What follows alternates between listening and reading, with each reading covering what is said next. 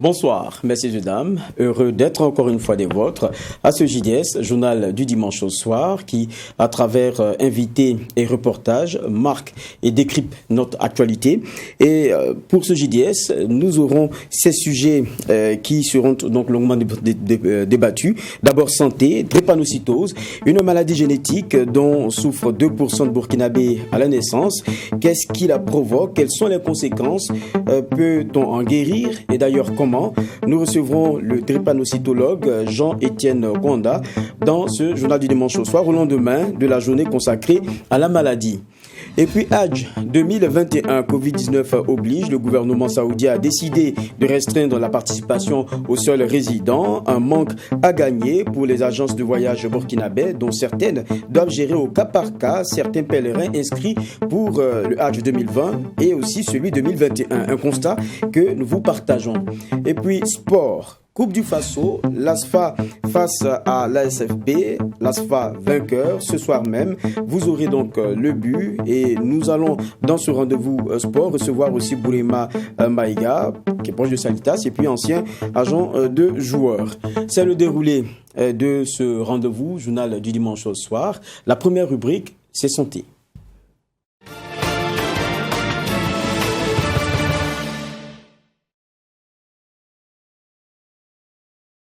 Nous le disions en titre, l'actualité qui nous marquera dans la page santé, c'est bien la drépanocytose. Et à l'occasion de la commémoration de la journée mondiale de lutte contre la maladie, hier 19 juin, le groupe d'intervention en hématologie a organisé une campagne de sensibilisation et de dépistage gratuit dans la commune de Samba, dans la province du Passoré. L'objectif était donc, par rapport à cette campagne, de détecter de manière précoce les cas de drépanocytose afin d'éviter des complications à travers un suivi médical. L'initiative a permis de toucher près de 300 enfants de 6 mois à 5 ans dans cette commune. Abdul Rahim Nyenye pour plus de détails. Au Burkina Faso, 2% des enfants naissent drépanocytaires, selon la présidente du groupe d'intervention en hématologie. La plupart des cas sont détectés tardivement, donnant lieu à des complications. C'est pour éviter ces cas de complications que s'inscrit cette campagne de sensibilisation et de dépistage des enfants de 6 mois à 5 ans portée par le groupe d'intervention en hématologie. Il n'est pas rare de voir une mère dire que son enfant souffre de drépanocytose, mais ce qui est méconnu, c'est que ses parents ignorent souvent qu'il existe des examens qu'on peut réaliser déjà pour confirmer ou infirmer s'il s'agit effectivement d'une drépanocytose ou pas, et aussi qu'il y a la possibilité de faire suivre ces enfants qui sont atteints de drépanocytose afin d'éviter l'évolution vers les complications. Il y a 3 principaux signes dans la maladie, c'est les crises vaso-occlusives. D'ailleurs, la drépanocytose dans toutes nos langues locales, ça se définit par la douleur. La douleur, ça fait mal. Ce sont les crises vaso-occlusives. Ce sont des patients qui seront anémiés parce qu'ils seront souvent transfusés. Et ce sont des patients qui feront beaucoup d'infections, notamment la méningite, notamment des pneumopathies. Les autorités communales ont félicité cette initiative qui a permis de dépister près de 300 enfants et de détecter des cas de drépanocytose. Pour la présidente du groupe d'intervention en hématologie, ces cas seront pris en charge par l'équipe médicale de la commune de Samba. Il y a des médicaments que les parents doivent avoir dans l'arsenal thérapeutique du drépanocytaire, notamment tout ce qui est les médicaments antidouleurs, puisque j'ai dit que ça fait mal. Il faudra qu'ils aient des médicaments pour lutter contre l'anémie. C'est l'acide folique. Donc ensemble avec l'équipe de prise en charge de la commune, nous allons essayer de discuter et de donner les rudiments de cette prise en charge pour améliorer la qualité de vie de ces patients que nous avons diagnostiqués. Les autorités locales ont pris l'engagement de continuer la sensibilisation et mener des plaidoyers pour la prise en charge des malades. C'est un engagement pour nous en tant qu'autorité au niveau du département, de la commune, de tout faire pour que les populations soient sensibilisées au mieux et puis en tout cas participer massivement au dépistage afin que les éventuels malades soient pris en charge. La drépanocytose, explique le professeur Kafando, est une maladie héréditaire, donc transmise de parents aux enfants. Pour prévenir la maladie, les conjoints doivent s'assurer de leur compatibilité à travers le test d'électrophorèse. Le groupe d'intervention en hématologie est une association à caractère scientifique intervenant dans la lutte contre les pathologies hématologiques, dont la drépanocytose. Retour sur ce plateau pour le premier entretien. Nous restons toujours dans cette même thématique et cette fois-ci avec un invité, un drépanocytologue. Il s'agit de Jean-Étienne Konda. Bonsoir et merci d'être avec nous. Bonsoir à vous.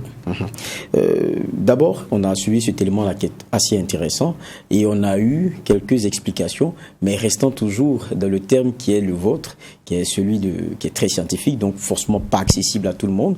Et c'est pour cela qu'on va vouloir aussi l'échange très accessible. C'est très important. D'abord, l'élément qu'on suit, il y a un problème de communication, c'est-à-dire de sensibilisation à la matière. Et la première question, moi, qui me vient comme ça, en termes simples, c'est quoi la drépanocytose? Merci. Et pour faire simple, la drépanocytose est la maladie du sang. Alors, c'est la maladie qui va toucher le globule rouge. Le globule rouge, c'est cette cellule qui donne la coloration rouge à notre sang. Donc, évidemment, on ne va pas rentrer dans les détails. Et ce globule rouge contient ce qu'on appelle l'hémoglobine, qui est une matière importante pour ce globule rouge. Et lorsque cette hémoglobine est normale, elle donne une forme ronde à notre cellule, notre globule rouge.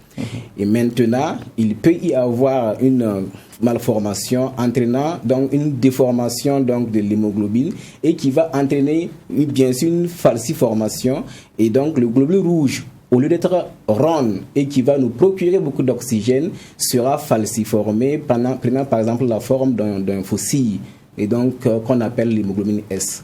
Voilà, en termes simples, pour ne pas rentrer dans les détails, c'est vraiment la maladie du sang. D'accord. Et justement, comment est-ce que ça se transmet? On a parlé d'héréditaire. Clairement, il n'y a pas d'autre mode. Non, la transmission est purement héréditaire, donc génétique. Vous savez que quand un enfant naît, il prend un matériel donc du père et celui de la mère et pour constituer son matériel génétique. Et donc, compte tenu du fait que la drépanocytose est purement génétique, il va se transmettre de façon héréditaire. Et donc, il faut que la maman et le papa contiennent ce qu'on appelle le trait drépanocytaire, l'hémoglobine S, qui est potentiellement justement le principal élément de la drépanocytose, et que chacun donne donc cette hémoglobine S-là à leur enfant. Donc, cette hémoglobine S, associée aussi à d'autres anomalies donc de l'hémoglobine, va conduire ce qu'on appelle au syndrome drépanocytaire majeur.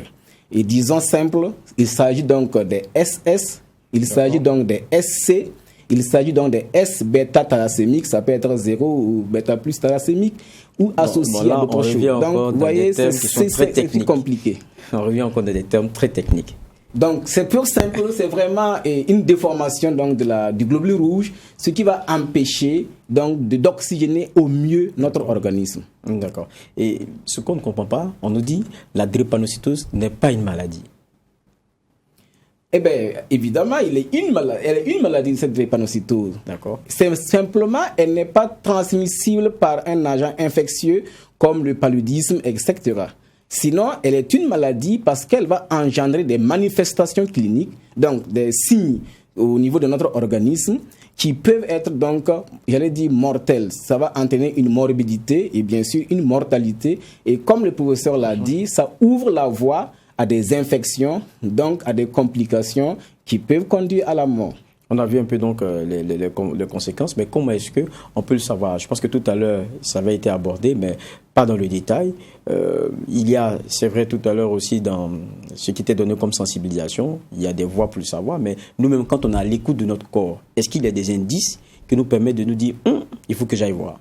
Oui, il y a des indices dès l'enfance. À partir donc de 6 mois, a priori, l'enfant peut avoir un grossissement ou un gonflement des pieds et des mains. Donc, en termes simples, vous allez constater que l'enfant va avoir des mains et des pieds gonflés à chaque fois, qui passe et qui revient. Et ça, c'est un signe qui doit normalement alerter les parents. Quand on devient de plus en plus, on grandit avec un enfant qui part à l'école, c'est bien sûr le mot important, c'est la douleur.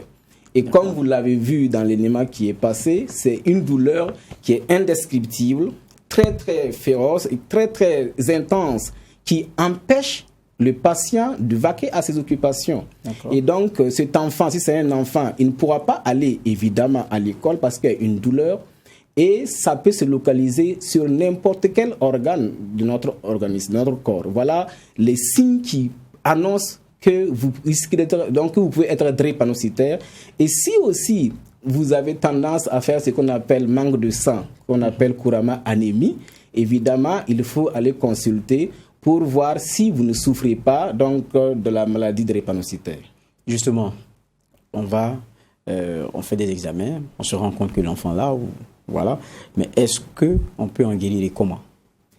Disons qu'on fait des examens, il y a toute une panoplie d'examens, mais l'examen le plus essentiel dans notre contexte demeure l'électrophorèse de l'hémoglobine. D'accord. A priori, c'est un examen aisément accessible que chacun devrait faire pour connaître son statut.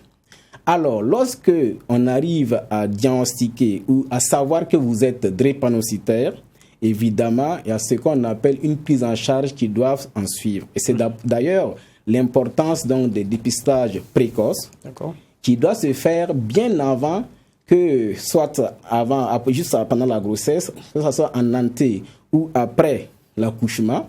Ce qu'on a vu ici, c'est justement néonatal précoce.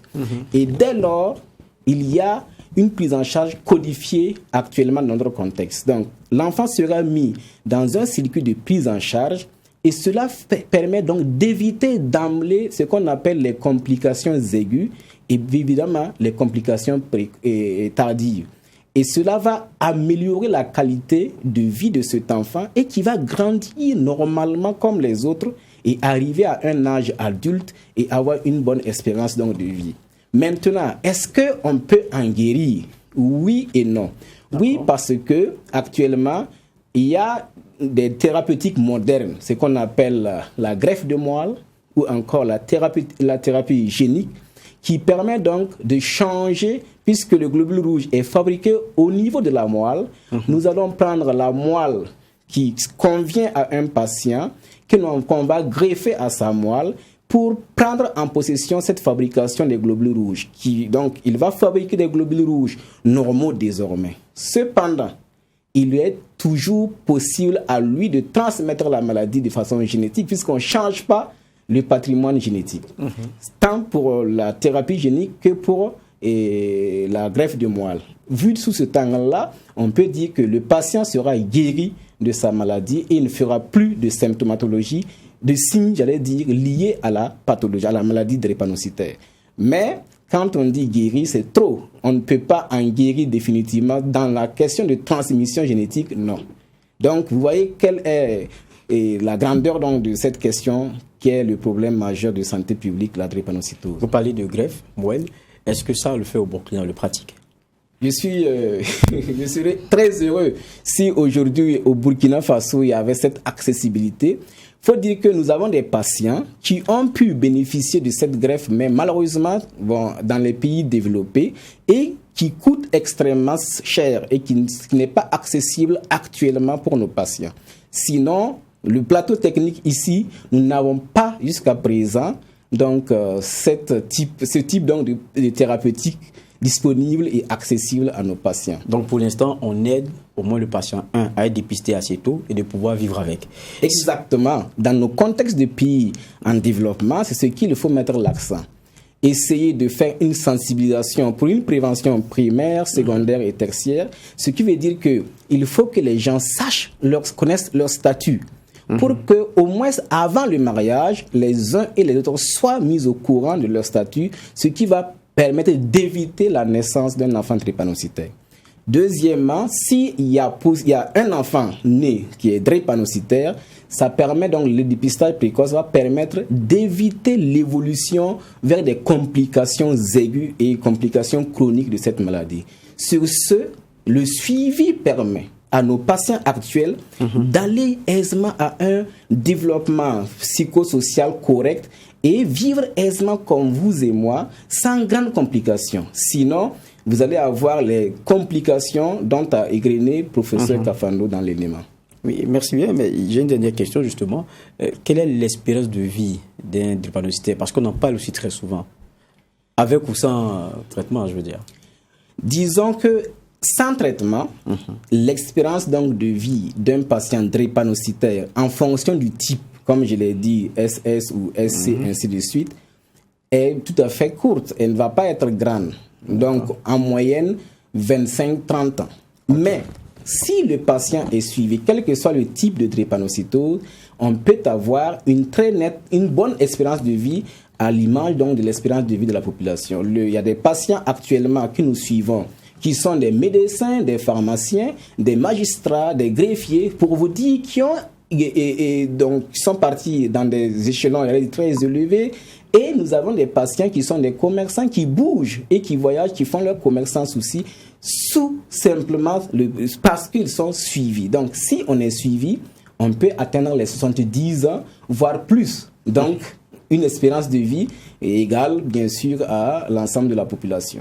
D'où l'importance donc d'être dépisté tôt et puis d'être suivi. Exactement, j'insisterai sur cet élément. C'est le dépistage précoce dans notre contexte. C'est le fait que les gens doivent être informés de leur statut, évitant ainsi des mariages à risque et la prise en charge par un suivi précoce de nos patients dépistés. C'est le moyen efficace pour donner à l'ensemble de ces patients qui souffrent, parce qu'ils souffrent dans leur âme et dans leur corps.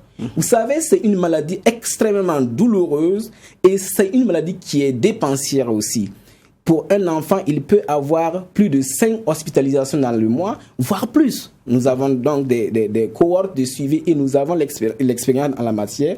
Et c'est une maladie qui rend aussi la question professionnelle très, très limitée. Et il y a des patients qui ne veulent même pas que leur employeur sache qu'il est drépanocytaire parce que ça peut avoir des conséquences. D'où l'importance pour nous d'en parler pour que tout le monde soit informé et que de toute façon, tous les acteurs de notre système de santé puissent être impliqués et même au niveau décentralisé, les maires, les chefs de village et bien sûr nos autorités au premier plan puissent s'engager réellement dans notre pays et investir à l'heure actuelle pour la drépanocytose avec la mise en place d'un centre de référence. À la limite, un programme qui va s'occuper de ce problème de santé majeur que nous avons, qu'est la drépanocytose.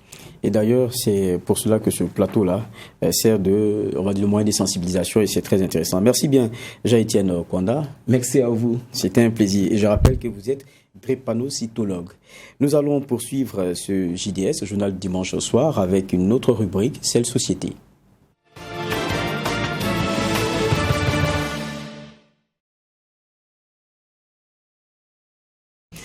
Covid-19 oblige, nous l'annoncions en titre. Le gouvernement saoudien a décidé de ne pas recevoir les pèlerins venant d'autres pays pour le Hajj 2021, une décision qui s'impose à tous les pays du monde et dont le gouvernement burkinabé, logiquement, a officiellement pris acte et demandé aux différents acteurs impliqués dans l'organisation du Hajj de s'y conformer.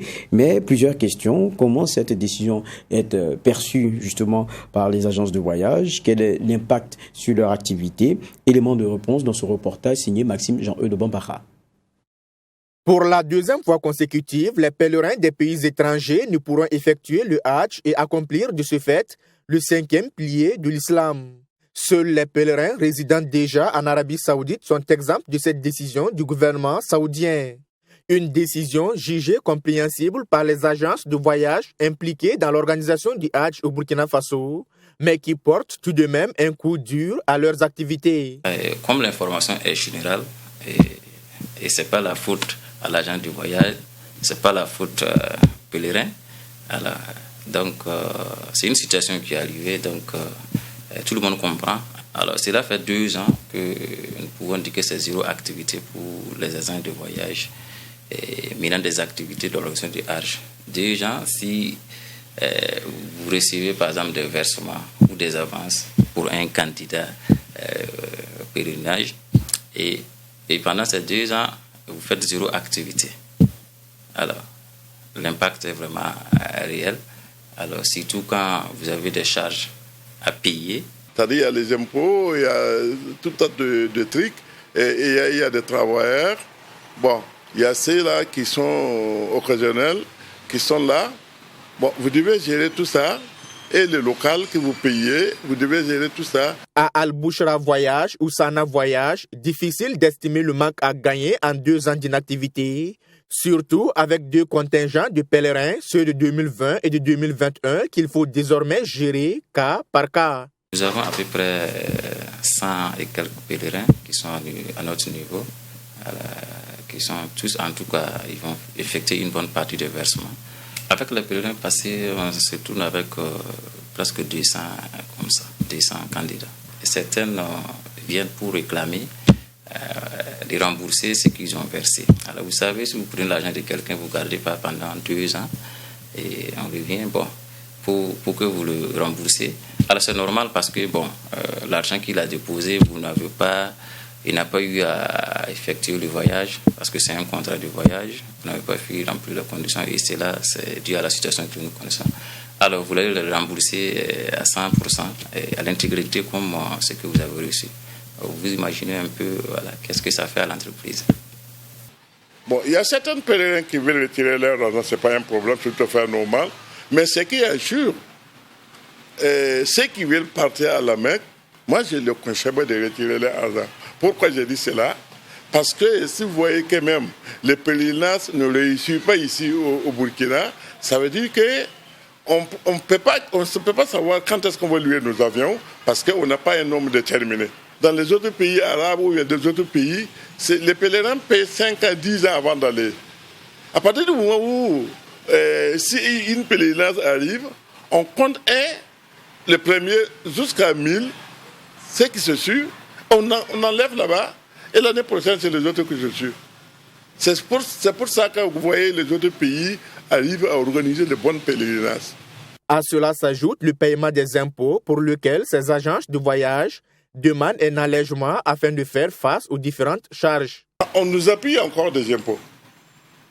Si au moins on disait, vous n'avez pas pu travailler, voilà, c'est que c'est là, on vous dispense de cela, c'est là. Au moins, l'argent des pèlerins est tranquille. Mais si on prend l'argent des pèlerins payé qui n'a pas voyagé, et la personne, s'il veut son argent, où est-ce qu'on va sortir? Il faut chercher ailleurs pour venir compléter. Alors concrètement, je ne sais pas ce qui va se passer réellement au niveau du ministère pour soutenir les agents de voyage. Mais moi, de mon point de vue, ce que moi j'aimerais souhaiter, c'est qu'au niveau de l'administration fiscale, qu'il y ait beaucoup de choses que l'État doit regarder à ce niveau pour alléger, pour permettre à ces entreprises de pouvoir fonctionner. Ces agences de voyage disent donc avoir désormais les regards tournés vers le ministère en charge des cultes pour sortir de cette situation difficile. La pandémie du Covid-19 reste le principal mobile de l'annulation du Hajj 2021 et donc le principal bouc émissaire sur qui jeter l'anathème, et ce malgré l'apparition du vaccin qui semblait donner des lueurs d'espoir. Nous restons toujours dans la partie société avec notre reportage. Cela concerne la forêt de Yakuba Savadogo à Waiga qui bénéficie désormais d'une clôture. Et c'est un engagement, il faut le rappeler, pris par les autorités du pays, donc qui vient de se concrétiser, à savoir donc sécuriser physiquement cette forêt. Et la clôture, c'est d'une dimension de 2,8 km. Et cela a été inauguré le vendredi dernier, donc 18 juin, par le ministère en charge de l'environnement et des autorités locales. Le reportage de Abdul Rahim Nigné. En décembre 2020, une partie de la forêt du vieux Yakuba Savadogo est partie en fumée. Un événement qui a marqué la nécessité de sécuriser physiquement cet espace qui regorge beaucoup d'espèces végétales. Ce 18 juin, l'engagement du président du Faso s'est concrétisé par l'inauguration de la clôture de 2,8 km. Cette clôture vient sécuriser cette forêt privée contre la coupe abusive de bois et aussi les effets de la divagation des animaux. Son Excellence M. Rochma Christian Kaboré a pris l'engagement ferme de sécuriser cet espace important. Et aujourd'hui, comme vous le constatez, cet engagement est une réalité et nous pouvons bien sûr le constater. Et donc nous sommes là pour cette remise officielle donc des clés de cette clôture et en même temps lui traduire les félicitations, les encouragements des plus hautes autorités de notre pays pour les efforts qui ne cessent donc de consentir d'année en année en matière donc de lutte contre la désertification en matière de gestion durable des terres dans notre pays. Visiblement très ému et satisfait de la concrétisation de cet engagement pris par les autorités du pays, le vieux Yacouba Sawadogo, prix alternatif 2018 et champion de la terre 2020, n'a qu'un seul mot. Merci à tous ceux qui ont contribué à la protection de cette forêt. Nous sommes très heureux d'avoir cette clôture qui a été faite par le président du FASO. Vraiment, on les remercie pour l'engagement qu'ils ont fait, qu'ils ont réalisé pour protéger cette patrimoine. Parce que la forêt, c'est le vieux qui l'a créé, mais les bénéfices, c'est pour toutes les Burkinabés. Les autorités communales se sont félicitées de ce joyau qui permet de préserver le patrimoine, chose qui démontre la capacité du Burkina Faso à gérer de façon durable les ressources naturelles. C'est très important parce qu'avant, vous savez, c'était parce que les gens traversaient la forêt comme ils voulaient et il y avait justement l'envahissement aussi des animaux et également il y avait, c'est pas des braconniers, mais il y a des illégaux qui coupaient et naturellement donc les arbres dans la forêt. Alors aujourd'hui, tout ça, on peut dire que c'est du passé et en tout cas la commune est fière d'avoir donc une forêt de cette envergure-là qui, comme le secrétaire général donc, du ministère de l'Environnement le disait, qui contribue à la biodiversité et qui contribue justement à l'arrêt donc, du désert. Et ça, c'est véritablement une fierté pour la commune d'Oïga. Cette forêt, faut-il le rappeler, couvre une superficie de 28 hectares et est l'œuvre de Yacouba Sawadogo qui, après plus de 30 années de travail, a réussi à faire pousser cette forêt sur une terre désertique à l'origine. Il souhaite faire des aménagements à l'intérieur pour accueillir d'éventuels visiteurs. Juste retour pour le prix alternatif Yacouba Sawadogo. Ceci dit, nous passons à une autre rubrique, celle culture.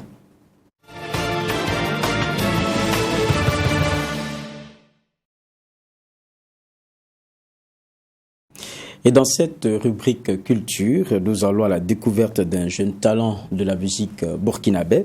Sa spécialité, c'est créer des instrumentaux, encore appelés beats. Lionel Béré, c'est son nom, mais il est beaucoup plus connu sur le sobriquet Léo on the Beat. Il a une particularité, c'est que, en plus d'être le beatmaker ou l'un des beatmakers les plus recherchés de la place, il est en 6e année de médecine. Comment arrive-t-il à concilier cette passion et ce que demande évidemment en termes d'études celle de médecine? Comment arrive-t-il à concilier tout cela? Élément de réponse dans ce reportage signé Maxime Jean-Eudes de Bampara.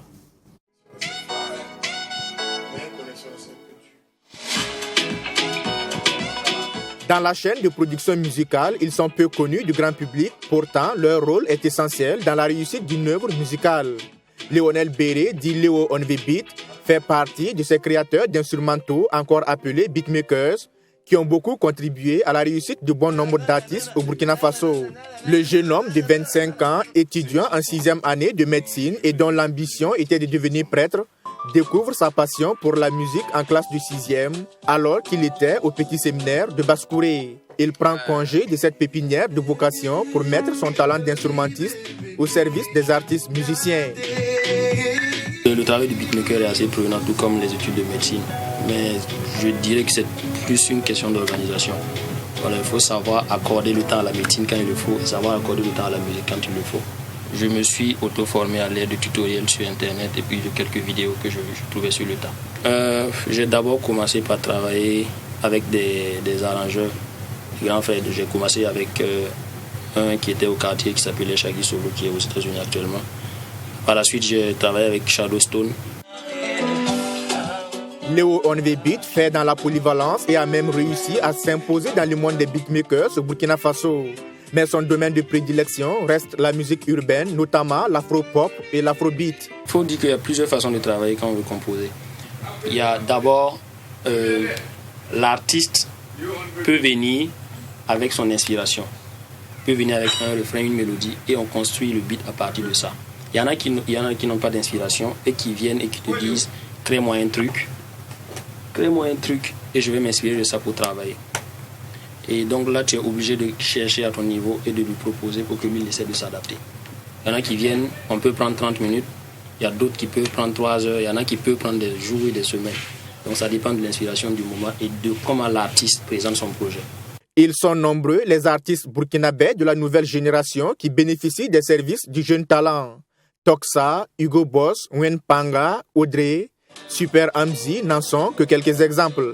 C'est incroyable juste le fait qu'il arrive à rentrer dans ma tête et savoir ce que je veux, ce que je recherche. Vu que je ne suis pas vraiment facile, j'ai du mal à m'expliquer du moins. Quelqu'un qui arrive à me comprendre, c'est un champion. Franchement, tout se passe bien. Léo, c'est quelqu'un qui arrive à cerner facilement ce que je lui demande, vu qu'il a aussi un background musical, vu qu'il a fait le séminaire. Il est très rapide à cerner tout ce qu'on lui demande et c'est pour ça que j'aime travailler avec lui. Il est accessible et moi, personnellement, je le trouve moins cher même. Pour la qualité des œuvres qu'il est capable d'offrir, je le trouve moins cher. Pour l'artiste Super Hamzi, Léo On The Beat a beaucoup contribué au succès de ses titres comme Waloké, Bienvenue à Ouaga, Zinzin, Ma Mission, entre autres. Il n'y a pas eu un moment où j'ai dit c'est le beat que je veux, on l'a conçu ensemble.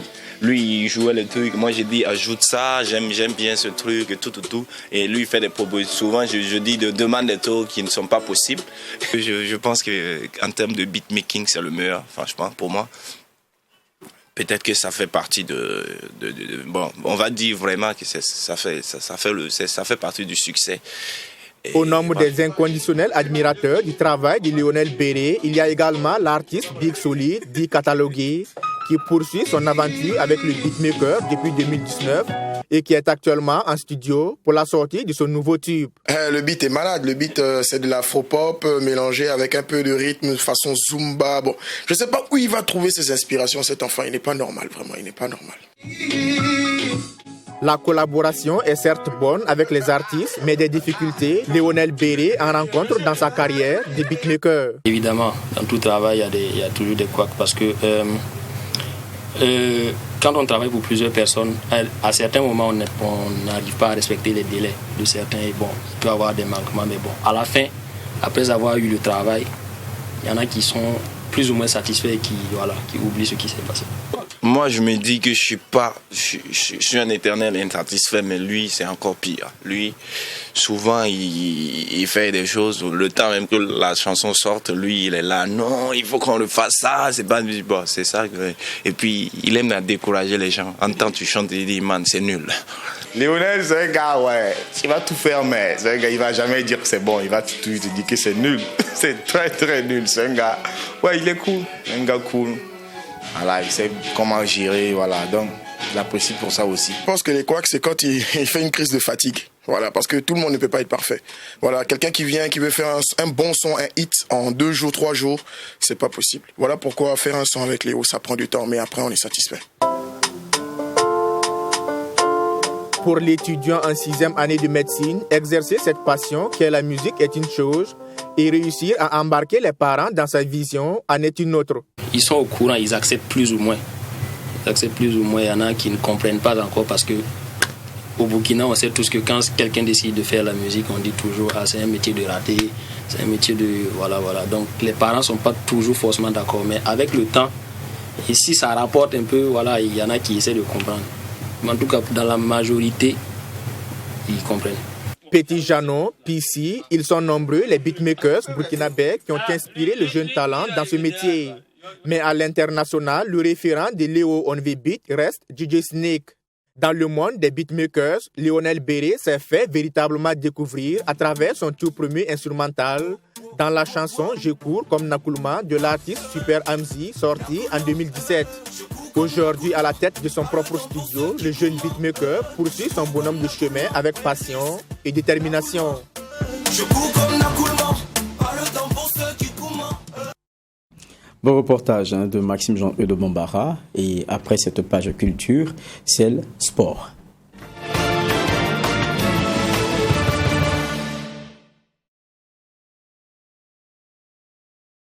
Et nous l'annonçons d'ailleurs en début d'émission, plusieurs sujets abordés dans cette page sport. Ce soir, la Coupe du Faso qui avait opposé donc l'ASFA à l'ASFB, on va en parler tout à l'heure. Et puis aussi on recevra un grand monsieur, Bourema Maïga, agent de joueur. Il a fait signer plusieurs joueurs burkinabés. Comment? On va en discuter. Et puis quelle est la réalité de ce métier-là? Et je suis avec Claude Romba. Bonsoir. Bonsoir Geoffroy. cas, très ravi d'être là. Un plaisir partagé. Et puis, si le temps nous le permet aussi, on a un reportage très intéressant sur le handisport qu'on pourra partager, sur lequel on pourra discuter, si le temps nous le permet. Claude, on va commencer par cette soirée football, Coupe du Faso, avec ce seul but qui a été marqué. Évidemment, la Coupe du Faso, la 34e édition, donc, a donné son verdict avec la victoire de l'Asfa Nienenga, une victoire étriquée 1-0. Il faut dire que c'est Seydou Sawadogo qui a marqué l'unique but de la partie. Voilà, sur cette action, une tête bien à point qui, sur une sortie hasardeuse du gardien de but, il faut le dire. Et puis bon, ça fait 1-0 pour l'Asfa. Après, on n'a plus rien vu dans ce match. Ça a été une finale, je dirais, d'un niveau assez moyen. Mais bon, au finish, l'Asfa réussit donc à remporter son 5e titre au niveau donc de la Coupe du Faso. Et puis bon, donc voilà, l'Asfa sera africain l'année prochaine. L'Asfa va sortir donc en Coupe CAF. Bourama Maïga est là, je pense que Salitas a l'habitude de sortir dans cette compétition, mais cette fois-ci, cette année en tout cas, ça sera autour de l'Asfa Nienenga d'aller représenter le Burkina Faso dans cette campagne africaine.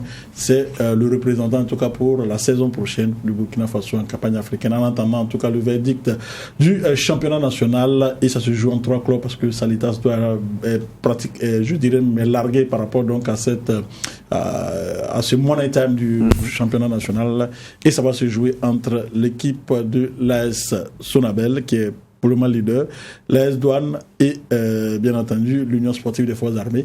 Voilà les 3 qui sont dans le sprint final à 2 journées de la fin. Je pense que le verdict en tout cas est attendu pour samedi. D'accord. Vous le disiez, nous sommes avec Bourama Maïga, qui connaît très bien notre football aussi, quoi qu'on dise, et qui a ce œil-là pour voir des pépites et puis les faire signer, parce que c'est ce que tout joueur attend, signer ailleurs et dans des clubs qui soient assez grands, porter les couleurs du Burkina assez haut, parce qu'après, via ce qu'on a comme sélection et tout, c'est des gens qui viennent aussi apporter beaucoup. Mais on a regardé d'abord ces images avant, je veux qu'on commence un peu par ça. Il y a, c'est une Coupe du Faso, c'est vrai, mais à part le match, moi je vois pas grand-chose. On ne vend pas bien nos affaires, on a l'impression qu'on vient, on joue dans un stade et c'est fini. On a vu Diané qui a été le meilleur joueur, non? Oui, mais Ousmane Diané a été le meilleur joueur, mais ce que je peux vous dire d'abord, c'est sur le plan médiatique, il était trop faible. Voilà, sur les médias, les télés, dans les panneaux, un peu partout au Burkina, moi, je n'ai pas senti vraiment qu'il y avait un grand final de la Coupe du Faso qui devait faire sortir un représentant du Burkina Faso en campagne africaine, surtout Salitas a l'habitude de rentrer en la phase de poule. Ça devait être quand même un truc encore plus de médias que ce qu'on a vu avec un match c'est moyen. Bah pourtant, il y avait quand même un prestige, parce que bon, pour cette Coupe du Faso, on a vu les invités qui sont venus d'un peu partout. On a vu donc invités venus de la Côte d'Ivoire, la Fédération ivoirienne, la présidente du comité de normalisation de la Fédération ivoirienne de football, le président donc de la Fédération royale marocaine, qui est quand même dans le gotha du football africain. Mais le problème, c'est que je pense que ce que Maïga pose qui est intéressant, c'est que ça ne se sent pas outre mesure. Merci, tout ce que vous venez de dire, si vous ajoutez ça qu'il y avait tous ces grands messieurs du football, il est aussi à la CAF ou pas, et il est un grand monsieur à la CAF, voilà, et donc avec aussi des grands joueurs comme Edmond Tapsoba et Kofi qui étaient aussi l'invité. Mais franchement dit, moi je pense qu'on doit faire plus de médias par rapport à ce qu'on a vu tout dernièrement, surtout avec notre grand président de la République aussi qui était là et tout ça. J'ai vu que les stades n'étaient pas remplis. Par rapport à la communication seulement, je pense que prochainement qu'il faut qu'on valorise encore mieux que ça quand même. D'accord, je suis d'accord. Il n'y a pas d'événement sans médias. Les médias auraient pu donc mousser la chose pour qu'on sente, pour en faire véritablement un événement. Il y a les médias important. Il y a les clubs aussi. Je n'aime pas prendre toujours les exemples d'ailleurs, mais je dis on ne peut que s'en inspirer. On a des clubs qui sont vieux peut-être ailleurs, on a des clubs qui sont vieux aussi au Burkina Faso. Des clubs, vous prenez un club comme l'Africa par exemple en Côte d'Ivoire, il n'a plus l'aura, ce club n'a plus l'aura comme aujourd'hui. Il est descendu en 2e division, non? Mais regardez comment on met toute une communication autour des matchs qui n'est même pas un match d'enjeu forcément. Mais en fait, on construit quelque chose autour. On a l'impression que ici, on laisse la chose faire, ça se joue seulement sur un gazon et c'est fini. Il y a quelque chose qu'il faut vendre. Le marketing. Il y a un marketing qui n'est pas là. Ouais, je suis d'accord avec vous. Vraiment, on a sur ce côté-là, il faut regarder je ne vais pas citer le nom des chiennes, mais si vous regardez, que ce soit Liga, que ce soit Trixa, la publicité jusqu'à ici. Partout, la Champions League, Euro, on voit tout, mais ici, vraiment, ce côté-là est très, très, très faible. Il faut que la fédération, avec le marketing, quand même bouge. Parce que les sponsors, c'est ça qui fait attirer les sponsors pour pouvoir sponsoriser les championnats, pour que le niveau des championnats soit encore plus haut. Et revoir aussi les prix de la vainqueur. Les prix de la vainqueur, depuis des années, c'est 10 millions. Les prix du championnat, c'est 12 millions. Et ça nous met pas dans une position d'aller faire concurrence avec les grandes équipes pour quand même rentrer dans la phase de poule. Ça, je veux vous dire, c'est trop faible pour aller chercher des bons joueurs, pour te renforcer et pour pouvoir arriver en phase de poule. D'accord, aller chercher de bons joueurs, ça, moi je vais rester sur ce thème parce que ce dont on parlait tout à l'heure, pour moi c'est une parenthèse. Hein. Quelquefois, il y a la critique qui est objective, mais à la fois constructive. Je pense que c'était ce dans quoi nous étions en train de nous installer. Mais ceci dit, Maïga, vous êtes invité aujourd'hui pour ce que vous êtes, agent de joueur. Moi je laisse Claude parler un peu de son palmarès, peut-être pour que nos téléspectateurs sachent très bien qui est Bourema Maïga, et puis après on viendra avec les questions. Ben Bourema Maïga, il faut dire que c'est un ancien international burkinabé qui a connu le professionnalisme, et surtout en Belgique. Il a fait l'essentiel de sa carrière donc en Belgique. Et puis bon, voilà, il est revenu au Bercail. Il a décidé de se reconvertir en agent de joueur d'abord. Il était manager au niveau donc de l'équipe nationale des étalons du Burkina. Et après, je pense qu'il a pris goût à la chose. Il s'est construit un carnet d'adresses. Et avec l'aide du colonel Yacouba Ouedraogo, ils ont mis en place une équipe. Il faut dire qu'ils ont d'abord essayé avec l'équipe de Santos. Après, bon, comme c'était pas une équipe qui leur appartenait, je pense qu'il y a eu quelques malentendus. Et après, à côté, ils ont décidé donc de créer, d'avoir leur projet à eux, construit par eux-mêmes et mené par eux-mêmes. Voilà, ils ont créé Salitas qui a commencé d'abord la 3e division, la 2e division, et aujourd'hui se retrouve en 1re division avec comme objectif également aussi, ils l'ont dit, nous on fait du football business. Je pense que à un moment donné ça n'a pas plu ou ça a plu. De toutes les façons, ils disent que nous dans le football business, ils ont été souvent pris à partie parce qu'au moment où ils sont en championnat et l'équipe est dans une situation optimum, ben ils ont vendu des joueurs. À titre d'exemple, il faut dire que après la montée, Edmond Tapsoba, qui était donc au niveau donc de Salitas, qui a joué de la 2e division, est parti directement en Europe, et aussi ils ont des joueurs comme Cédric Badolo au plus fort, où Salitas était au plus fort. Bon, c'était l'un des joueurs majeurs. Il a été vendu. Donc bref, voilà un peu qui est Maïga, un agent de joueur assez, je dirais, opportuniste. Pas dans le sens péjoratif, mais opportuniste, parce que dès lors qu'il y a une possibilité, ben, il vend ses joueurs. Voilà, et comme on a en image qui vend ses joueurs. On le voit signer beaucoup de contrats. Et voilà, il a fait signer tout à l'heure, je pense qu'il n'y a que, ça ne vaut même pas une semaine, un joueur, son meilleur attaquant, son meilleur buteur du championnat, donc, qui est le Sénégalais Olivier Boissy, meilleur buteur du club.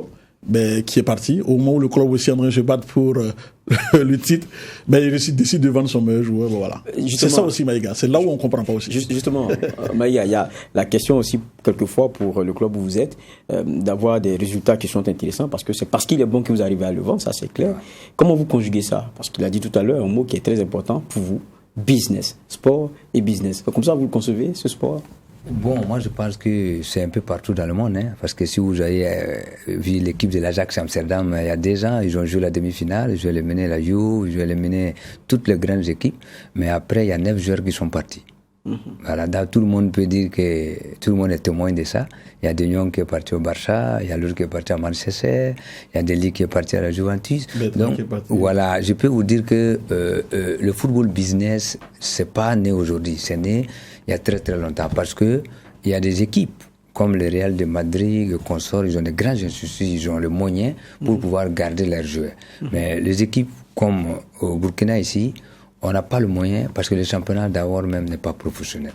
Car dit les joueurs ont 150 000, s'il doit aller gagner 100 millions par mois, qu'on doit le bloquer, je pense même sur le plan économique, c'est même pas bon pour le pays. Donc pour le moment, tant qu'on n'a pas de sponsors, tant qu'on n'a pas le championnat qui est vraiment bien professionnel, on ne pourra pas garder les meilleurs éléments ici. Parce qu'on ne le paye pas assez. C'est d'abord le niveau du championnat ne permet pas de jouer en équipe nationale pour que les talents puissent aller dans le haut niveau. Et aussi, on n'aura pas les ambassadeurs qui vont quand même représenter le pays. Donc moi, je pense qu'aujourd'hui, si vous voyez le prix des championnats, c'est 12 millions. Vous dépensez 100 millions et pour gagner 12 millions. Donc, voilà les calculs directs. Si vous devez dépenser 5 millions, 6 millions de salaire pour faire une grande équipe et qu'à la fin de saison, que vous retrouvez avec 12 millions, et ça veut dire que c'est quand même compliqué. Voilà, alors qu'il n'y a pas de sponsor, parce que le championnat n'est pas médiatisé, ça ne sort pas à la télé, en direct. Il y a beaucoup de choses qui nous manquent pour pouvoir garder nos joueurs. Donc moi, je décide avec mon président de faire du football business jusqu'à là où quand même, comment on appelle ça, le championnat sera un peu mieux pour pouvoir quand même garder les joueurs, les payer très très bien, pour pouvoir quand même rivaliser avec des grandes équipes comme Étoile du Sahel, qui ont 10 millions, 15 millions de budget. Alors que nous, on a peut-être 60 millions, non, 10 millions de budget d'euros. Voilà. Et nous, on doit rivaliser avec 12 millions. Donc, je peux vous dire, la France CFA, je peux vous dire que c'est quand même compliqué actuellement de garder les meilleurs éléments face au foot. Mais hormis cela, il y a la réalité même de l'agent de joueur. Quelquefois, quand on en entend parler, moi je suis, quoi qu'on dise, un peu fan, mais vous n'avez pas forcément bonne réputation. Il y a beaucoup de joueurs d'aujourd'hui qui ont les rêves plein la tête, mais qui rencontrent des agents et après ça se passe très mal. Il y en a d'autres aussi pour lesquels il y a de belles histoires. Je sais que vous en avez de belles parce que vous avez pu faire signer des contrats qui peuvent faire jalouser tout le monde, on va dire ça comme ça. Mais est-ce que vous vous rendez compte aussi que c'est un milieu où vous avez presque l'avenir de ces gosses-là dans vos mains?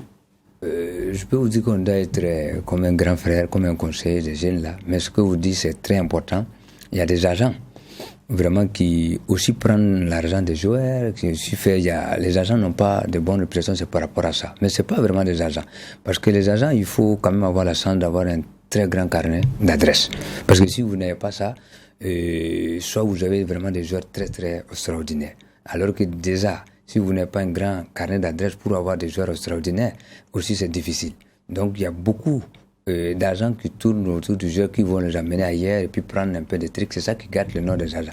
Sur le rôle d'un agent, il faut avoir quand même un scout qui recrute un peu partout dans le Burkina et aussi hors du Burkina pour avoir les meilleurs éléments de ton côté. Mais il faut bien s'occuper de ces jeunes-là dès le bas âge. Il faut les inscrire, il faut qu'ils mangent bien, il faut qu'ils fassent les entraînements individuels, il faut qu'ils utilisent leur poids, il faut qu'ils utilisent leur carrière sur les plans disciplinaires et tout ça. Donc je peux vous dire que quand même c'est long. Les gens pensent que c'est si facile, mais c'est très difficile. S'il y a, aide-moi à passer ici, si vous avez posé la question, comment on s'est occupé de lui jusqu'à arriver à ce niveau, il allait quand même vous dire que c'est très difficile, les gens comme nous, qui s'occupent. Jusqu'à aujourd'hui, on ne laisse pas. Voilà, des fois, aide-moi envie de venir en vacances, mais moi je dis, il ne peut pas venir. Il faut que vous soyez le patron de ces jours, quel que soit leur grandeur, que ce soit quand ils vont gagner de l'argent, comment, il faut que vous soyez le patron. Si vous êtes le patron, le joueur peut arriver dans le haut niveau. Mais si le joueur devient à un moment donné ton patron, et ça ne peut pas marcher. Si moi je vois que mon joueur est en train de prendre du poids, et moi je n'accepte pas. Donc moi je vois un ostéopathe, un docteur rapidement pour qu'on puisse lui dire, tu as pris du poids, tu ne veux pas venir en vacances, tu vas aller au Portugal ou en France, ils vont travailler pour que tu reviennes en forme au début de saison. Oui, mais justement, vous parliez tout à l'heure de Tapsoba, on l'avait reçu ici au JDS, et vous avez facilité cela. Comment on arrive à parler à quelqu'un comme ce monsieur-là, avec les millions qu'il pèse, ça c'est un, et puis il est à Bayer-Leverkusen. Il discute aussi avec d'autres grands de ce monde. C'est plus facile à gérer. Je peux vous dire, Tapsoba, c'est un cas spécial parce que c'est quelqu'un qui est vraiment un exemple très disciplinaire. Voilà, il écoute très bien tout le monde. Il y a des joueurs aussi qui n'écoutent pas, ils passent à côté. Ça, c'est le problème. Mais Tapsoba, il arrive comme ce que vous avez dit aujourd'hui, avec une grande fortune, un grand nom. Peut-être moi, je pense qu'il est plus connu en Allemagne même qu'au Burkina parce qu'il ne peut pas faire le shopping là-bas. Il signe des autographes un peu partout. Ce que je peux vous dire dans ça, c'est le bas qui compte. Depuis le bas âge, voilà, on a géré le gamin jusqu'à arriver à un certain niveau. C'est comme le papa. Même si tu deviens riche, tu ne peux pas le dépasser. Donc, on essaie de travailler pour que ça soit comme ça, pour que les enfants ne nous dépassent jamais. Si les enfants nous dépassent seulement, ils ne peuvent pas arriver à un objectif. Parce que quand je vais le dire, tu ne peux pas sortir aujourd'hui, il va dire qu'il faut que lui sorte. À ce moment, on passe à côté. Voilà un peu ce que je peux expliquer. Mais on peut dire que ça permet de gagner bien sa vie. On parle donc quand il y a des gros contrats, il y a les rétro-commissions que les agents aussi se font. C'est normal. Si vous travaillez sans gagner de l'argent aussi, ça ne motive pas. Quelle est la grosse rétro-commission que vous avez, dont vous vous rappelez aujourd'hui? Non, avec Bandé, avec Tapsoba, avec tous les joueurs que j'ai fait, on a eu quand même... si vous avez vu aujourd'hui, lui, il était au début, il regardait Salitage, il n'y avait pas piscine, il n'y avait pas le car, il n'y avait pas les docteurs en haut, il n'y avait pas le restaurant. Mais grâce à eux, tout cela, on a pu construire tout ça là avec ce qu'on a. On a eu quand même beaucoup d'argent, sans vous mentir, mais on a reversé encore dans l'académie. Il y a beaucoup d'autres trucs qui viennent vous allez voir encore dans les mois à venir. Il y a beaucoup qui seront transférés encore. Vous allez être fiers quand même de travail là parce qu'ils vont revenir jouer pour la nation. Et aussi, ils vont revenir investir au pays pour participer au chômage. Comme ce que nous on a fait, ce que moi je fais, ce que Raïm a fait, ce que Zico a fait, ce que Dakon a fait. C'est ce qu'on recherche aujourd'hui parce que ça contribue beaucoup au chômage. Évidemment, je suis tenté de vous poser en tout cas cette question. Est-ce qu'aujourd'hui, vous êtes... il y a l'agent du joueur, il y a le club, vous êtes au club, vous êtes agent... Comment ça se passe? Est-ce qu'il n'y a pas à un moment donné un conflit d'intérêts? On a vu en tout cas que la situation a un peu dégénéré à la fédération à un moment donné. Oh, oui. Ils ont dit que quand même, tu ne peux pas être agent et puis... et être aussi un dirigeant du club. Moi, je suis 100% d'accord. Moi, j'avais déjà écrit à la fédération pour dire que je suis agent. Et j'accompagne l'équipe. Parce qu'il faut des gens comme nous, qui ont été professionnels, qui peuvent accompagner les équipes, pour quand même bien organiser, pour que sinon on n'allait pas quand même rentrer dans la phase de poule. Et le premier exemple, c'est toi qui m'as pris le premier interview quand j'ai été finaliste. Je suis venu avec un entraîneur, je suis arrivé en finale en 2013. Je suis revenu à Salitas en D3 et j'ai joué pour la première fois un club burkinabé a joué dans la phase de poule. Après, ce que je peux vous dire, aujourd'hui, ce qu'ils sont en train de dire, ça les attrape.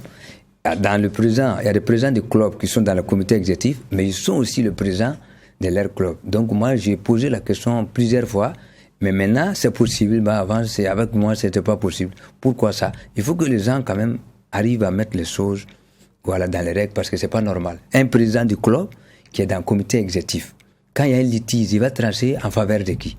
Naturellement, il va trancher en faveur de son club ou en faveur de ses amis. Ils sont dans le comité exécutif, mais ils sont le président des clubs, c'est eux qui dirigent les arbitres, c'est eux qui dirigent tout ce qui autour des trucs. Moi, je pense que quand même, c'est pas juste. Moi, je n'ai pas vu.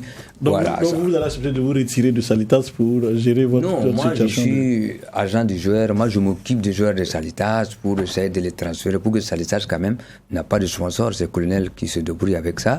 Et donc, si on ne soutient pas, à un moment donné, si le colonel décide d'arrêter, ça veut dire que Salitas est fermé. D'accord. On vous a ici, je pense que je ne sais pas si on a... Mais vraiment, j'ai une question. Ça sera aussi la dernière. Parce qu'on a dit qu'on allait proposer un reportage. Pourquoi on me lève un peu ce doute-là? Vous avez été en équipe nationale, vous avez été comme manager, agent, avec Paul Put. Et puis moi, je n'étais pas agent. D'accord. Okay. Je vais poser la question. Est-ce qu'effectivement, il y a la pression des agents sur les entraîneurs nationaux? Parce que, évidemment, on sait que la cote du joueur évolue aussi quand il joue en équipe nationale. Est-ce qu'il y a la pression? Est-ce que vous avez eu cette pression au moment où vous êtes en équipe nationale? Est-ce que vous aussi faites la pression quand vous êtes agent du joueur? Non. Moi, je pense que ce que je dis à mes joueurs, il faut prouver dans ton club. Pour moi, l'entraîneur national ne peut rien. Mais si vous ne prouvez pas, vous ne pouvez pas venir en sélection. En fait, une équipe nationale, il doit avoir quand même des règles. Voilà, normalement, on ne peut pas... Vous n'avez jamais eu cette pression-là? Moi, je n'ai pas eu la pression. Moi, je n'ai pas eu la pression parce que les gens ont peur de me dire ça. Ils préfèrent mettre la pression pour prendre leurs joueurs ou bien dire à l'entraîneur de prendre leurs joueurs. Mais il y a des gens qui appellent. Donc ça existe? Ça existe, non, ça existe partout parce que quand les joueurs ne jouent pas... Est-ce que souvent il y a des échanges monétaires? Est-ce que ça peut arriver quand même? Il y a des deals dans tous les domaines, mais l'entraîneur doit être quand même professionnel ou un manager de l'équipe nationale doit être carré sur son travail. Mais il faut avoir quand même des critères de sélection. Nous, on n'a pas ça au Burkina. On peut laisser un joueur qui joue quand même en première ligue, en Angleterre en première division et appeler quelqu'un qui est en troisième division. C'est dans le même poste. C'est ce qui n'est pas logique. C'est ce qui ne motive pas les jeunes quand même à travailler pour arriver au niveau. On doit appeler les gens par poste. Première division, deuxième division. Ça, c'est la première des choses. Si le troisième, on appelle directement au niveau du championnat local. Voilà, ou en Afrique, les gens qui jouent dans le continent africain. Mais au Burkina Faso, c'est le seul pays où tu ne joues même pas un match durant 20 matchs dans ton club, mais tu es titulaire en sélection. Il faut avoir des critères avec le DTN pour pouvoir organiser ça. Là, vous allez voir qu'il y aura moins de critiques. Parce que tout le monde sait que lui, il joue pas, et lui, il joue. Et puis maintenant, c'est le choix de l'entraîneur s'il joue dans le même niveau. Voilà un peu quelque chose qui fatigue beaucoup notre sélection, qu'il y a toujours des débats entre les journalistes et les entraîneurs, parce qu'on est capable de ne pas appeler quelqu'un qui joue en série A ou quelqu'un qui joue en première division ou en deuxième division, mais on appelle quelqu'un qui joue en troisième division. Ça même, c'est pas un bon exemple pour l'équipe nationale. Et c'est pas bon aussi pour l'équipe nationale. C'est votre coup de gueule. Est-ce que dans votre écurie, vous n'avez que des joueurs burkinabés ou il y a des joueurs d'autres nationalités? Oui, j'ai des autres nationalités. Olivier Boissy. Voilà, Olivier Boissy. J'ai des autres joueurs aussi comme Kouyaté, qui est capitaine de l'équipe nationale du Sénégal. C'est grâce à moi qu'il est devenu professionnel, qu'il est un peu parti loin. Il y a eu beaucoup d'autres transferts là où j'ai été intermédiaire, aider, faciliter les choses. Voilà, et aujourd'hui, je peux dire que j'ai la chance, quand même, à cause des Bandé, Edmond, pour rentrer un peu partout dans le monde. Je courage les Déco, les managers de Cristiano, un peu partout. C'est grâce à le travail que j'ai fait d'abord pour pouvoir arriver là. Et je pense maintenant que, si vous voyez tous mes joueurs, il n'y a presque personne qui fait un essai. Et ils signent directement. Ça, c'est aussi un travail que j'ai mis en place et qu'il y a les Bagier, les autres qui vont venir aussi, vont signer. Parce que j'ai dit, mon joueur ne fait pas test. Si tu veux le prendre, tu le prends. Soit je le mettrai ailleurs. Ça, c'est le travail qu'il faut faire le base pour pouvoir arriver à ce niveau-là. Moi, j'ai peut-être une dernière question parce que le temps que nous êtes imparti, la partie en dit sport, on ne pourra plus la jouer. Mais quand on vous écoute, il y a aussi cette saine concurrence, quoi qu'on dise. Il y a l'agent de joueur burkinabé. Il y a l'agent de joueur d'ailleurs, vous dites vous commencez à côtoyer tout le monde et tout. Est-ce que vous êtes perçu de la même manière? Est-ce que vous êtes vu de la même façon? Non. Traité de la même façon? Non, on est maltraité. Nous les agents, les agents africains, les agents de joueurs. Surtout si vous voyez, nous on peut pas faire signer par exemple les joueurs en Angleterre. Bon, moi j'ai eu la chance, j'ai double nationalité, je suis burkinabé et puis belge, là je peux faire. Mais les autres ne peuvent pas. Il faut passer par un agent français. Si tu veux placer un joueur en France, ou tu prends un avocat. Et je suis allé à la fédération plusieurs fois parler de ça, qu'il faut qu'il voit. Si un agent vient prendre un joueur ici, il faut passer aussi par un agent burkinabé. Sinon, on ne pourra pas aussi grandir. Parce qu'en France, il faut passer par un Français. En Belgique, il faut passer par un Belge. Tous les pays, moi je suis obligé de faire Leverkusen avec le Déco. Je n'ai pas le choix parce que je n'avais pas la carte. Et immédiatement de l'Allemagne, mais j'avais la carte de Belgique, de Portugal. Mais il y a des autres pays que j'ai pas. C'est limité. Maintenant, nous, on n'est quand même pas respectés sur ce base, surtout les agents burkinabés. Les agents africains, on est bloqués. Voilà, c'est un coup de cœur vraiment qu'il faut que la fédération voit qu'avec nos cartes qu'ils nous donnent ici, qu'on peut placer nos joueurs un peu partout dans le monde. C'est ça qui va nous permettre de monter sur des grands podiums. On est obligé de collaborer avec des autres agents. Voilà, pour pouvoir faire nos transactions. Et même sur le plan économique, ça ne nous aide pas. Parce que la moitié, ou soit, ça reste là-bas. Donc, c'est un coup de cœur que la fédération doit travailler sur ça. Et donc, que les agents aussi d'ailleurs ne viennent pas directement. Voilà, directement prendre nos joueurs et puis partir facilement. Il faut qu'ils partent par un agent. Et voilà, il faut que aussi, voilà, j'ai parlé de ça plusieurs fois, mais je vois qu'on néglige. Bon, moi j'ai la chance de partir faire mes trucs, mais les autres qui sont ici, ils vont pas avoir beaucoup de chance de pousser, d'aller plus loin possible, même s'ils ont des grands joueurs. Aujourd'hui, si vous avez vu un jeune talentueux de vitesse qui est parti avec un agent hollandais, Diga. Mais on n'a pas passé par un agent burkinabé. Il y a beaucoup de cas comme ça. Donc il faudra quand même que ça change un peu. Mais seule la fédération burkinabé peut changer ça. Parce qu'avec une demande pour expliquer à la FIFA qu'on n'est pas traité de même manière, que nos agents se plaignent, et là on va arriver. Merci bien. Ça c'était un point pour moi qui était très important. Merci bien. Merci à vous. Je crois qu'on a beaucoup appris aujourd'hui. Évidemment. Et merci encore Brema Maïga d'être passé sur ce plateau. C'est terminé pour ce JDS, journal du dimanche soir, que j'ai pris plaisir à présenter. Je vais vous retrouver dimanche prochain. Et d'ici là, grâce à Dieu, portez-vous bien.